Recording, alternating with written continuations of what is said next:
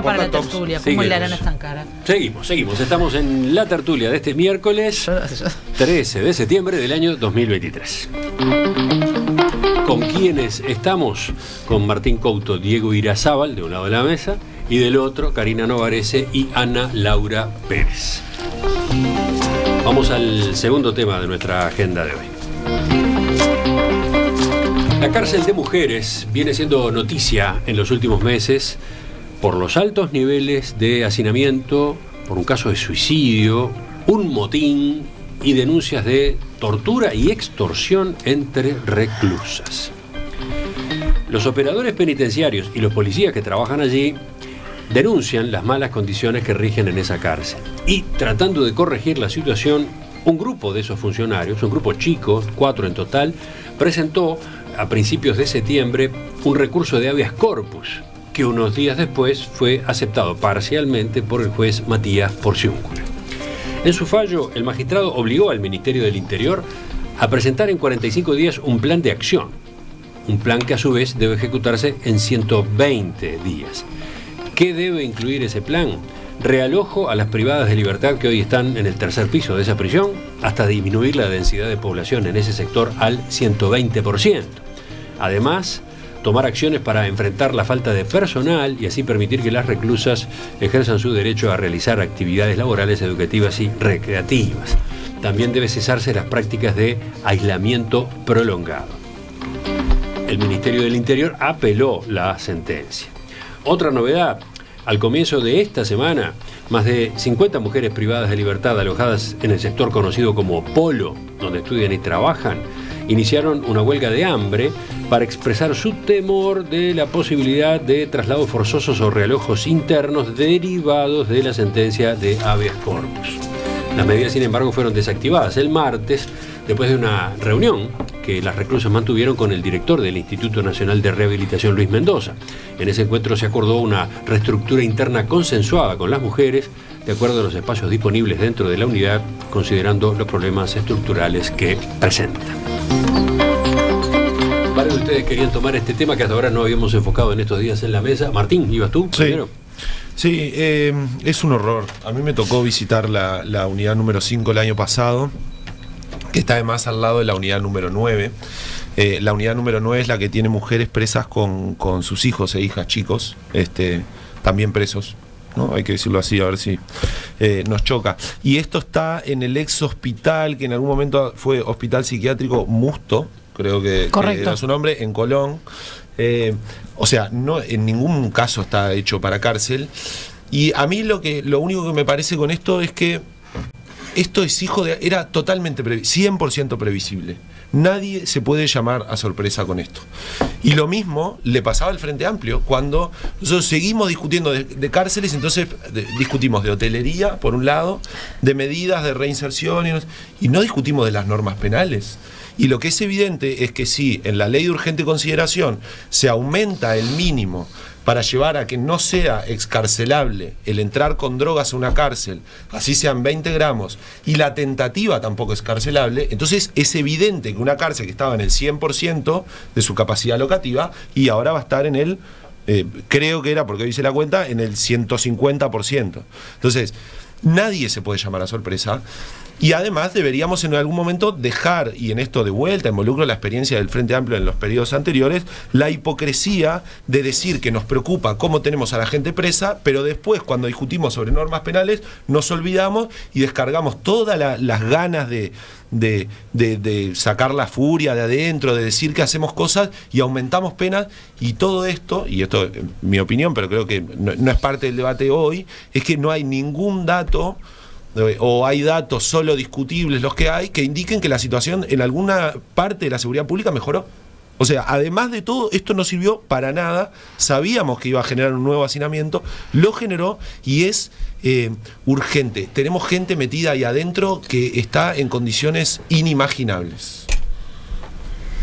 Yo creo que yo sabía que Martín nos iba a salir con la LUC, me la veía venir. No, porque dice, no, la LUC no hizo nada de... No, si esto se decía, Carmen Sanguinetti sabía que esto iba a pasar. Pero creo que hubo algunas voces, en algún momento escuché alguna voz oficialista, me parece que se hace alguna especie de revisión de ese aspecto, de ese tema, ¿no?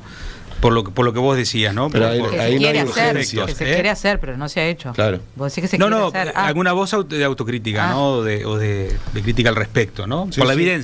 evidencia de las cifras, de los números, lo que estamos hablando en definitiva, ¿no? Pero bueno, digo, sin duda, es un tema que tiene una complejidad enorme. De la parte, bueno, está legal, ¿verdad? Pero también del punto de vista, bueno, obviamente social, lo que implica. Yo, digo, venía pensando ahora cuando venía para acá, hoy de mañana, digo, capaz que es un comentario que no es para la tertulia de Cotelo, y es más para una tertulia de boliche en Trinidad. Pero a veces uno se pone a pensar simplistamente, ¿no? Digo, indudablemente que el Estado tiene que ver por qué no se genera la infraestructura. Vos decías, hoy era otra cosa, ¿qué era lo que dijiste? Era un hospital psiquiátrico. En un momento. Psiquiátrico, por eso no fue construido para cárcel, no fue construido pensando que iba a haber mujeres que además iban a estar con sus hijos, algunas de ellas, y que más allá de que está en el pabellón el norte, en el 1, en el 6, en el 9, etcétera, pero tenés desde las primarias hasta las más complicadas. Vos decís, ¿por qué no empezamos, dado que el Estado tiene tanto recurso, y digo recurso, tanto campo que tiene el Estado, que está en manos de empresas públicas, que está en manos de primaria, que está en manos de distintos organismos del Estado, de entes, hablando de miles y miles de hectáreas a lo largo y ancho de todo el país? ¿Y por qué no empezamos a construir cosas en esos lugares, para que por lo menos algunas personas pueden estar con otra calidad de vida, más allá de estar reclusas, pero con una calidad de vida, en contacto con la naturaleza, con poder producir, con poder, ¿no? Capaz que estoy diciendo, tipo como cuando Mujica quería hacer en su chácara una escuela agraria y de Uto, y uno empieza a filosofar con esas cosas, pero esto te lleva a pensar en eso. Cuando lees el drama de esa situación en la que viven, vos decís, ¿cómo se arregla esto? Porque ahora podrán, sí, sacar 100 para allá, llevarlas para acá y cumplir con las medidas que se piden, pero construir una cárcel de mujeres en Punta de Rieles, ¿no? Ampliar el régimen de PPP, participación público-privada, que se utilizó para la nueva cárcel allí, y agregar cárcel de mujeres. Pero es un proceso que el propio Ministerio del Interior admite lleva tiempo, va a llevar meses y meses. Siempre, ¿no? Está previsto una nueva cárcel, y siempre el hacinamiento, el nivel de hacinamiento, y no solamente en la cárcel de mujeres, llega a superar ampliamente cualquier plan logístico, digamos. Yo no creo que acá el problema sea el plan logístico. O sea, hay problemas, hay falta de inversión, y faltan cárceles, y faltan también guardias y gente que opere, porque está bárbaro ponerlos en una chacra, pero necesita ciertas condiciones. Las cosas hay que gestionarlas, exacto. Que no es lo mismo que una chacra común y corriente, ¿no? Para mí, la ventana que abre esta decisión del juez es importante para que como sociedad empecemos a discutir qué queremos hacer con nuestra seguridad y con nuestros presos. En los últimos años, esto no viene de este gobierno ni de los pasados, esto es una cuestión exponencial, ¿no? Han ido creciendo la cantidad de presos para un país que tiene problemas de seguridad, pero no tiene los peores problemas de seguridad del planeta. Hemos pasado en este último periodo de 12.000 a 15.000 presos, ya antes venía creciendo, y esto tiene que ver con también un grito de buena parte de la sociedad que dice, seamos más duros y metamos a todo el mundo en cana. Y yo lo puedo entender pero es una simplificación, porque se te da vuelta a los 2 minutos. Vos hacés entrar a la persona que capaz que robó, digamos, sin violencia, digamos que tiene ciertas características que podría estar en otro lugar diferente a una cárcel, ¿no? Esa persona entra a una cárcel común y corriente, hacinada. Hablo de mujeres y hablo de hombres, el caso de los hombres es mucho peor, para que lo tengamos en cuenta. Entra en una cárcel donde ahora sabemos que está plagado de narcotraficantes, donde seguramente, si es un joven, va a ser educado para ser un nuevo narcotraficante. Si era si era un chorro común y corriente, va a salir casi como un narco entrenado. Entonces, porque tampoco tenemos ningún tipo de enseñanzas o de sistema por el cual se pueda recuperar. Social. Por el cual se pueda recuperar. Existen, pero no alcanza. Pero no alcanza. Están por debajo del nivel que se necesita. Entonces, somos un país con un nivel de inseguridad medio, por más que no guste, es así, un nivel de inseguridad medio, entre el top 3 o el top 5, no me quiero equivocar porque me lo dijo Petit hace poco, en la cantidad de presos por cantidad de habitantes. O sea, si yo no me equivoco, segundos después de Brasil. Yo creo que sí, top 3 iba a decir por eso. Pero no había revisado el dato. Y no vamos a dar abasto nunca con este sistema. Esto básicamente se tiene que cambiar la forma en que van en cana la gente. O sea, no todo el mundo puede terminar en una cárcel, tiene que terminar o en algo intermedio. Y bueno, y tenemos que hacernos cargo de las consecuencias de eso. Un oyente, Facundo, va más o menos por tu lado porque dice, no sé cómo hace el Ministerio del Interior. Construye cárceles y las llena como si fuera agua que ocupa todo el lugar disponible. Sí, es una carrera perdida esta, ¿no? Ayer me comentaba solamente una cosa cortita, me comentaba una persona que está en estos temas, que incluso el estado de Texas, que es el estado más duro, donde hay pena de muerte, donde te metían en cana por tocar algo, ahora están recurriendo a otro tipo de penas alternativas para los casos más digamos, menos violentos o menos complicados, porque no dan abasto y se dieron cuenta que tampoco además recuperás a la persona, la convertís en un delincuente todavía más sofisticado. Yo creo que, y no soy la primera persona que dice esto, digamos que se lo he escuchado decir a Petit, que hace años que está en eso, y lo he escuchado decir a gente que trabaja como operador carcelario, o por ejemplo la gente de Abrojo que trabaja con gente privada de libertad. Yo creo que en el fondo, a la opinión pública, a los uruguayos en general, no nos importa lo que le pasa a los presos. No nos importa. O sea, de verdad, de fondo, no tenemos ganas de gastar plata ahí. O sea, no nos interesa gastar plata en eso. En el fondo no nos importa que viven en condiciones inhumanas, porque incluso el argumento que más prende, y me parece un buen argumento, pero el argumento que más prende es el decir, ojo que se van a convertir en delincuentes peores. En realidad está mal porque son seres humanos. Entonces, pero ese no prende, lo decís y no prende, porque en el fondo no nos importa, de verdad no nos importa. Y porque creemos como que hay algo ahí que tiene que ver con descreer de la rehabilitación como camino, creo. Hay algo ahí que tiene que ver con alejarlos de nosotros, con considerarlos como que no son, como que se equivocaron y tienen que estar en un lugar horrendo, que no terminamos de resolver de fondo. Yo creo que es poco, digamos, no seduce gastar plata del Estado en este tipo de medidas a quienes ocupan lugares en el sistema político. No conseguís votos por mejorar las condiciones de las personas que están privadas de libertad, que además no votan, ¿no? Entonces, me parece que ahí hay un punto importante. Y después, yo creo que no es menor, en este caso puntual y en relación con la situación de la carcelaria de las mujeres, específicamente lo que se hizo con la LUC. Me parece que, o sea, traigo de nuevo el caso Madre, que puso el tema sobre la mesa.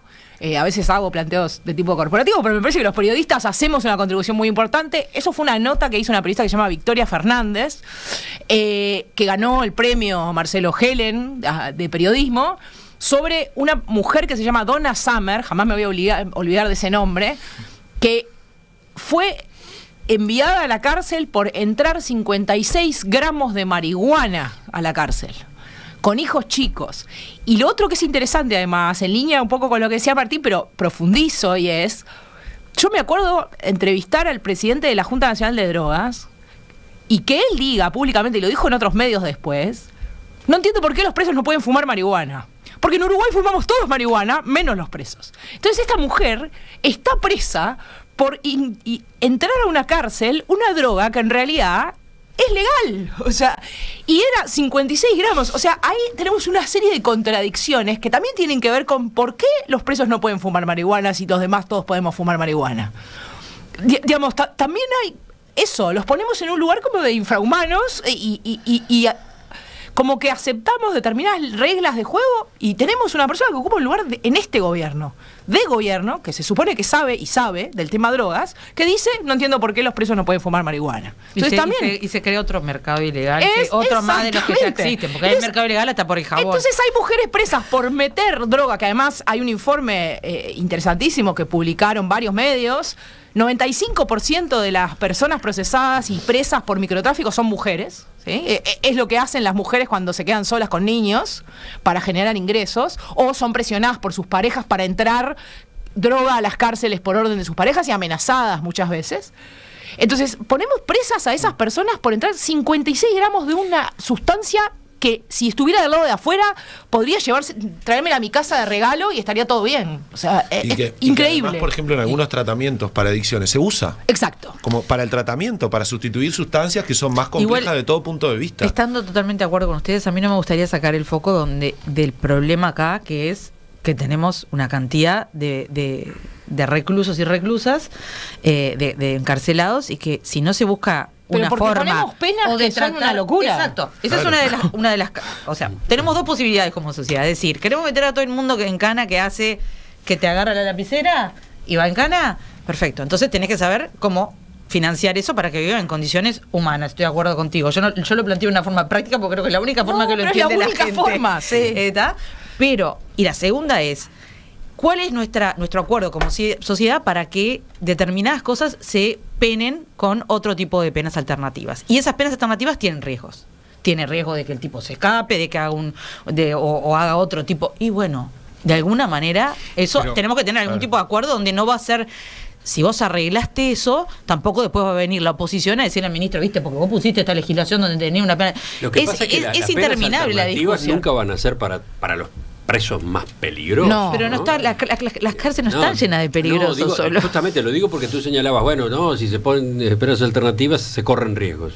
Sí, pero estás colocándote en la hipótesis de que vas a mandar a prisión domiciliaria a un quíntuple homicida, y no es esa la idea. No. Mi hipótesis es que mandás a alguien que hace las lo Donna que Summer. tiene que hacer. Bueno. Pero capaz que la Donna Summer mete la pata y termina no digo ella, pobre, cualquier mujer termina en otro tipo de narcotráfico mucho más complicado. Puede pasar. O sea, no estás asegurando que la persona sea un angelito porque le hace penas alternativas. Eso iba a preguntar yo, perdón, ¿qué pasa con... Estamos de acuerdo que ni hablar si entra algo que está legalmente permitido fuera, pero si no es así, entra alguna otra droga, otro tipo de droga a la cárcel.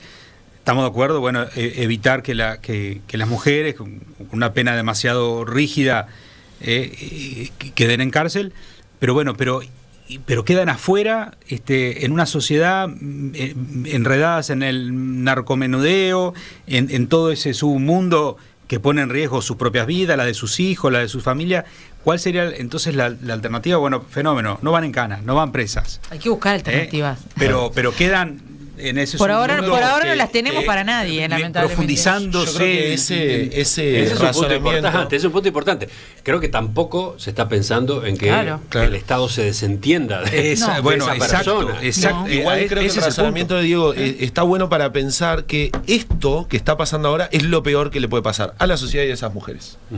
O sea, no hay algo peor.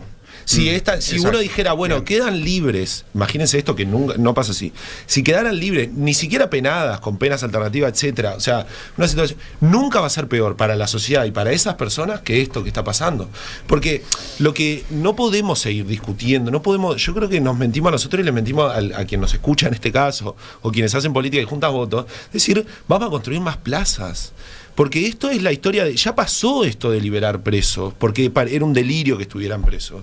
Y así terminamos con un ministro como Jorge Díaz, que tiene un estigma, o sea... Él libera presos. Claro, que liberó presos, y donde uno de esos, liberaste capaz que miles, uno reincidió y cometió un delito grave, y eso lo pasaron en los informativos, pero nadie se animaría a proponer, nadie se animó después de eso a proponer a Jorge Díaz para un cargo, porque el tipo terminó con un estigma, y lo que yo creo que hay que decir... Aclaremos.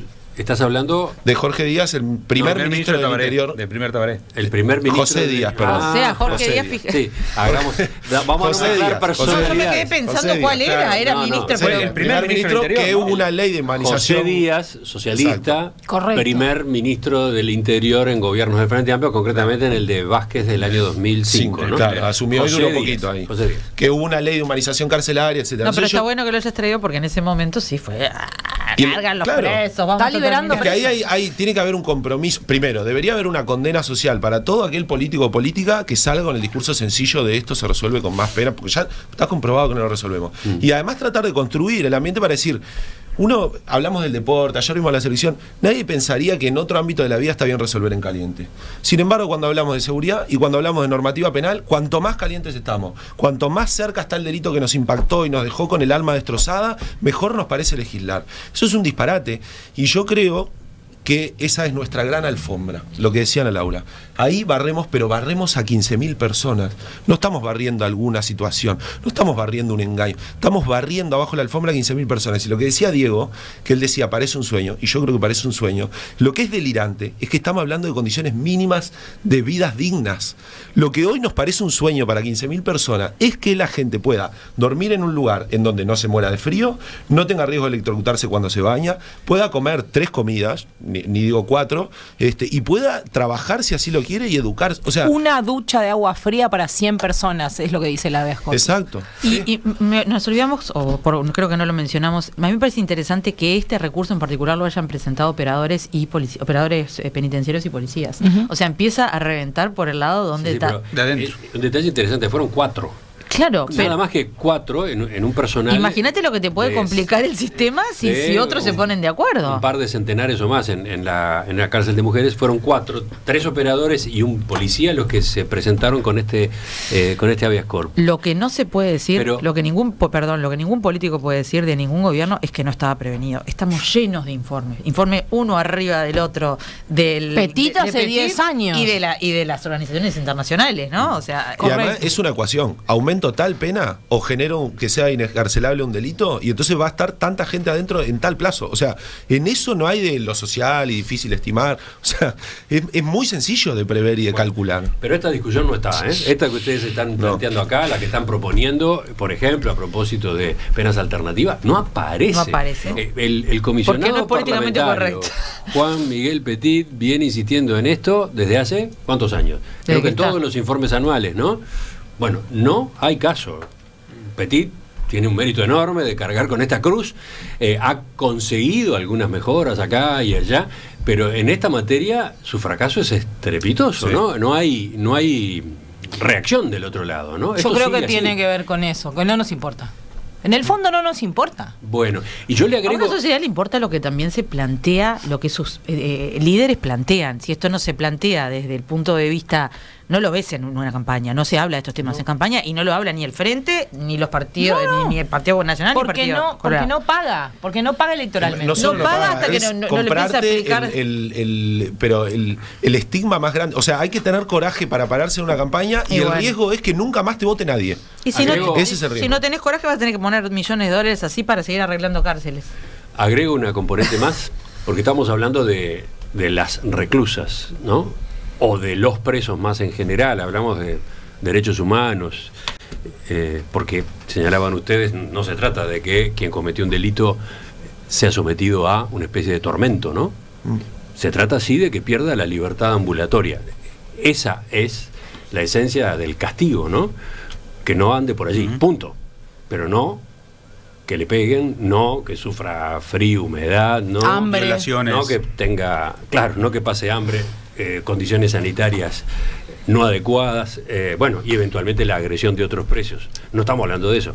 Ahora, hasta ahora el foco venía puesto en esta conversación en las personas privadas de libertad. Pero esta situación tiene una segunda manifestación, que es el personal que se ocupa de las personas privadas de libertad. La entrevista que hice yo hace unos días con Germán Gutiérrez, uno de los operadores penitenciarios que presentaron este escrito, era muy gráfica en ese sentido.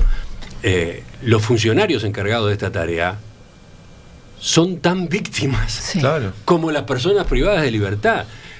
Conviven con ellas, tienen que desarrollar su jornada laboral en este ambiente que estamos describiendo, que ustedes están en este momento y con los peligros retratando y a partir del cual se alarman, ¿no? Esta gente se enferma. Sí, yo iba a decir eso, no recuerdo el dato, pero sé que está, capaz que alguien lo recuerda, de la cantidad de gente certificada. Sí, claro. Porque es imposible trabajar en esto y una vez mínimo al año no tener que faltar, porque yo no iba a las certificaciones, iba a algo más general. Se enferma. Esta gente no puede transcurrir su vida normalmente si le toca ese ambiente de trabajo, ¿no? O sea, estamos también agrediendo a funcionarios con esta forma de encarar la reclusión en determinadas cárceles de nuestro país.